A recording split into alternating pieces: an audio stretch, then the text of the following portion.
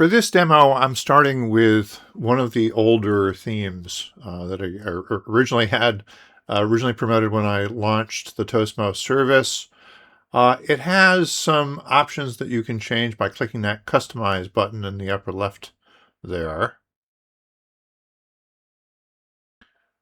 So here you can actually go in, you could say change the background color. But my point here is actually that there's sort of a limited number of changes you can make. And the newer themes give you a lot more control. And so in this version, if you wanted to make a change to the menu, you'd go into this section and you could rearrange the items, or you could add another page. You could do what you want. And when you publish it, those changes then will be live on the website. But there's more that you can do with the newer block themes, which is part of the reason that I encourage people to consider switching. So if you go up top to that edit menu and go to themes, so it's the menu right underneath the name on that black bar at the top. Underneath the title, there are all these themes that you can choose from. And so we can take this one, say, with the maroon banner up top, and we can activate that. So once it's active on the site, we actually have two edit buttons, which I think is honestly a little bit confusing, but there's edit page versus edit site showing up on that black bar at the top. If we click on edit page, we're editing the specific content of this page. Some of these items are interactive widgets, like the one for the event listing. But for example, if I wanted to move this image down a little bit, I could do that. I can make any changes to the text. I save it, and it tells me to go out and look at what's changed. So this is just basic WordPress editing that we get with the edit page. Edit site is actually going to use the same metaphor in terms of content blocks, except that the content blocks are actually the outline of the page. This is like changing the picture frame as opposed to changing the picture. So this is everything that wraps around your content. There's actually a block here that defines, basically it's saying, this is where the main content of the page goes. And we can change some parameters like how wide that space should be. Now there's a default width that is applied to content throughout the site, but I could change it if I wanted this to be a little bit wider. And as we'll see later, there's probably other changes I would need to make to adjust other elements as well if I made that change. But anyway, we can make a change like that, or we can come up to the header section, and I'm going to click on Edit Original. So this is going to open the header as if it was a separate document, because it really is. You're sort of seeing several documents rolled up into one there. But the header is editable as a separate document. And so if we want to change that background color, we can select the outer group. So that grouping that defines that division of the page, and we could change the background color to be yellow and the color of the text to be blue. So it winds up being the default color of the text. And actually, when I tested this, I ran into some issues where I thought I had changed the text of the main title, and it wasn't changing properly for me. So sometimes you just have to experiment with these things. So here I'm trying to apply it again to that specific element. And when I refresh the page, it's still not right. So you have to be willing to experiment with these things, and sometimes they may not work exactly as you want them to. But it's supposed to be a visual editor where you can change the elements of your page. One other thing I experimented with was selecting this tagline and setting the color on that, and maybe changing the text size for the tagline. So we can make some changes there. Save that.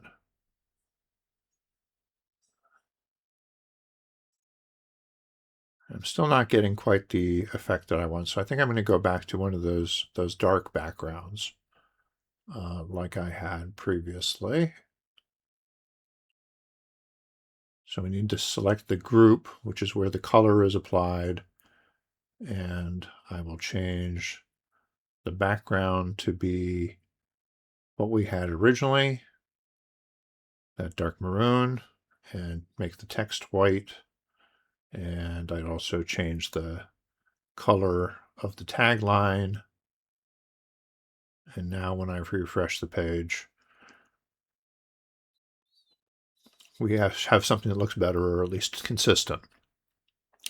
Also, there's something a little bit weird going on, set on where the event listing spacing or margins are not set the same as the rest of the content of the page.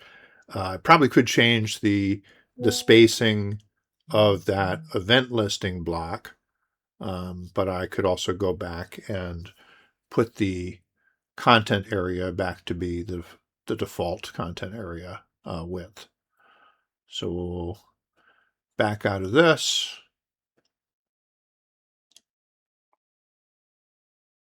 Go down, select the content. And I'm just going to remove these values that I'd set in there so that it goes back to the default values for this theme.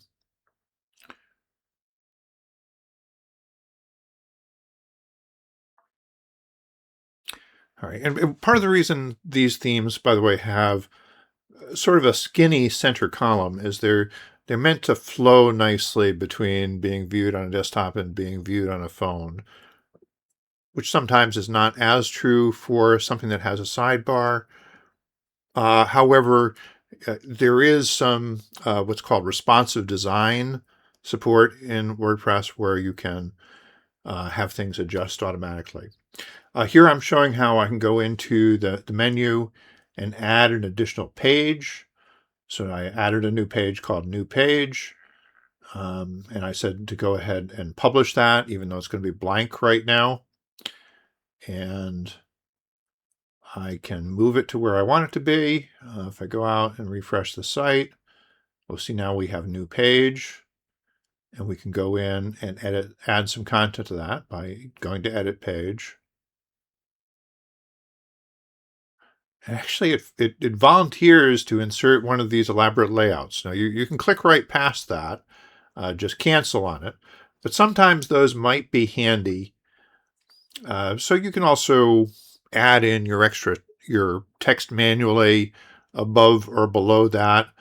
But you can take this as a starting point and go ahead and change the headline. You can click on the image and say, I want to replace this with a different image. You can upload something. And so I'll grab something from my speaker websites directory and we will upload this. And so what I did there was I inserted what's called a pattern instead of inserting an individual content block. So a pattern is like a pre-designed thing. It's sort of like a theme. And in fact, this pattern was bundled in with the theme. It does include some text that is sort of along the lines of what you might want to have on a Toastmasters website. Includes some images from the Toastmasters brand library already include there, so you could sort of mix and match to make what you want of that. Maybe I play around with this for a while, and then I decide that actually I'm not sure I like that theme that well. So I can go over here and switch to a different one. I can actually get a little bit of a preview first, but I'm just going to go ahead and click on Activate to activate that new theme. So this is a theme with a sidebar on the left. It's actually being used by Podmasters Advanced right now as one of the clubs, but it's available for anybody who would like to try it. They've modified and customized this already. And so now we have the exact same content. It's just in a little bit different format with the menu on the left. And the menu structure has actually been preserved when I switched the theme. In some cases, I've seen it where when you switch the theme, the menu will get all messed up, and you'll have to clean it up again. So you'll just have to be a little bit resilient, be able to bounce back if things get screwed up. And so then we can make some further changes to this. So perhaps we decide that we actually want the title to be aligned to the left. We can make that change. We can click into the menu and we can make some changes in there. Again, we can maybe rearrange things or add new pages. I'm putting Contact Us up near the beginning rather than at the end. So we'll save that. Now this is actually, I was working there with a template called Pages, and we can see there's a bunch of different pages, a bunch of different templates available. Now there are also templates that you can add. For example, you can add a front page template, and that will be different from all of your other templates. So if you want the front page to be somewhat different than every other page, this is what you can do. So it gives me, again, some options in terms of layout patterns. I'm going to pick one that's pretty close to the original. And here I skipped past the point where I cleared out the default content, but I'm adding in the title. And then I also need a content block. And it gets added down the end here. And I just need to move it into place. So the way we get the sidebar effect is we have columns, one skinny column and one wider column. And so I'm just going to move the content block into that wider column. And I need to find my title. What happened to that?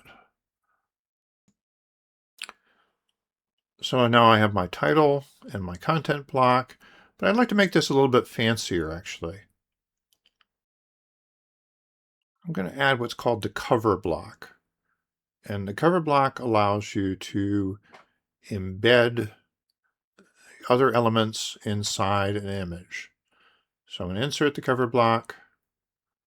I'm going to upload an image. We'll use this one. And there's a little placeholder inside there that says write title. But actually what I want to do is I want to move this title element down in there. And we can get rid of the placeholder paragraph.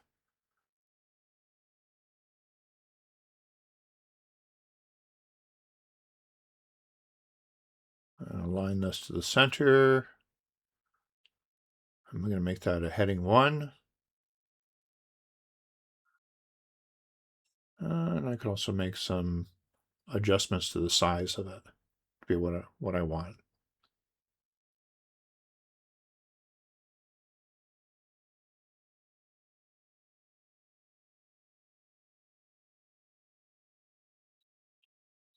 Now when I save this, go back out to look at the site, we'll see that the front page has this cover image treatment. If I go to any other page, we won't see that cover block effect. We'll just see the title and the content. So that's our default pages for every other page, but we have one specific template for the front page that is a little bit special. Now, suppose you've been experimenting with this and you decide that you're not ready to make this change yet. You can revert back. So I'm going to switch back to Lectern. And everything will be back the way it was. Maybe we can come back another day and try again.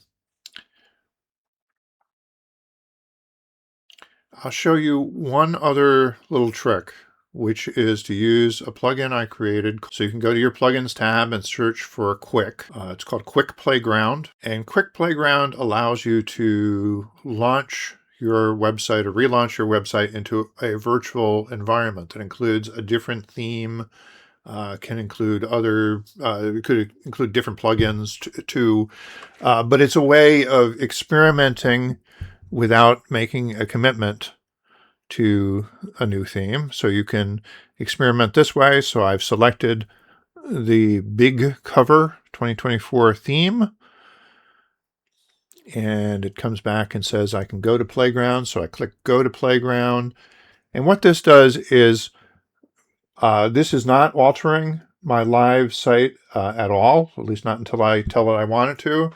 This is launching us into a virtual environment. You will be the editor of this virtual website, and you can make your changes over here. You can experiment with things before committing to changes on your live site. And so, for example, we can go into Edit Site. We can select this image up top. We can make changes to the menu. And for some of these changes, it may help to click on that button that says Edit Original, because otherwise you're sort of limited in the changes you can make. So after playing with this for a few minutes, I decided to just go to Edit Original and figure it out from there. So Edit Original means edit the original header. So I showed you can be edited as a separate document. Now I go into navigation, and now, let's see, I don't see it there. I think if I click over here, I can see the delete button. So I just wanted to get rid of that empty new page thing that I created earlier. I can move things around, but I can also make design changes in the playground.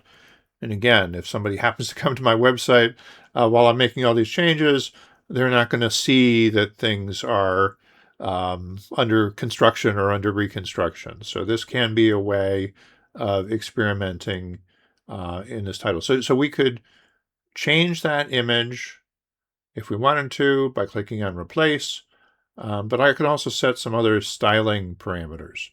For example, I can go in here and add an overlay color on top of this. So I'm going to say dark blue, and I'm going to dial up the opacity of this. So it's basically opacity versus transparency. And so we're darkening the image. So this can be useful if the original photo had like light areas in it and you want to create more contrast. You can darken the image by applying this opacity filter to the image as it's displayed. So I've made a few changes here. I suppose I like the changes that I've made, or I like the progress that I've made towards altering the design. I can go to Quick Playground on this little menu up top, and where it says sync with, and it will give your website address. And if you go to this screen, it's going to ask for a code. So where you go to get that code is you need to go down to the bottom here, and there's a checkbox that says enable sync with Playground. And after you've done that, it displays this code here. So this is the code that we're going to copy, and we're going to paste it into the Playground. Okay, so your live website, remember, is back on Lectern. It's back on the Lectern theme that we started with. And I'm going to say save this code, and it tells me to reload the page if I want to now save this content from the Playground back to my live website. Now it's not changing the live website yet, but I can go in here and I can go to this tab that says Playground Sync, and it's going to show me what has been copied over from the Playground website.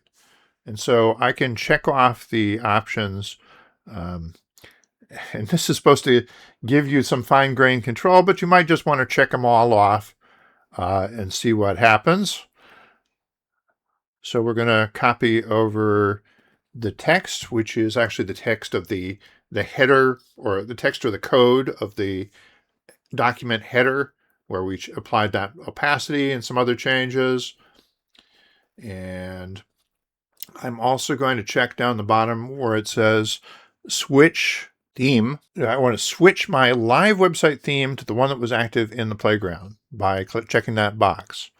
And I say import. And when I go out and look at the site, I should see that the theme has been changed, and we have that image up top with the darkened filter over it, and we have the menu changes that we made. So I wanted to circle back to something I ran into earlier, where I had tried changing the whole header to have a background color of yellow and text color of blue. It seemed to be working when I looked here in the editor, but when I went out to the actual front end of the website, we saw it white here, so very, very hard to read. So in part, I actually think that this is WordPress was letting me down a little bit, and that the preview should match what I see on the front end, but in this case, it did not exactly. And apparently what I was forgetting here is that I was going in and explicitly setting the color of this to be blue. So in here we have blue set as the default color for the text.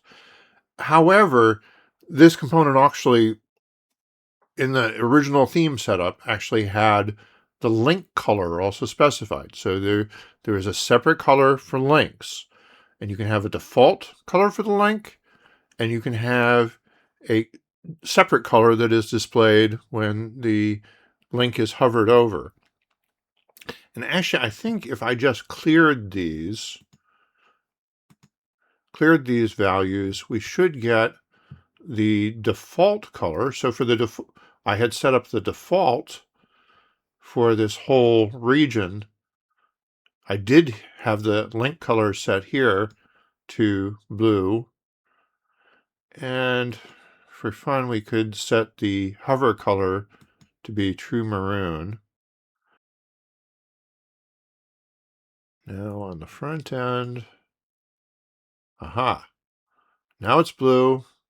When I hover over it, it changes to the magenta color. Where I confuse myself here is that there is this concept in web design of something called cascading style sheets. That's what's going on behind the scene. That's the technology that changes these things. But the idea is that the parent element sets the defaults, but the child element can change it. Just like you might set the defaults in your household for proper behavior, and your kids may decide to go in a different direction. You can't control them entirely. And so because I had different properties set for this particular element, it was overriding what I had set for the whole group, the whole area at the top of the page, where I had blue and magenta set. And so if I wanted to, I could go in here and I could make this the opposite. So only for this component, I want to have magenta as the default and blue when we hover over it. Save that. I'm not saying it's a good idea. I'm just demonstrating what you can do if you decide to. And now we have a little bit of contrast there, but when we hover over it, we see a change. So it's just another hint that that is a link that I can click on. It's just a link to the home page is set on the site title as well as set on the logo.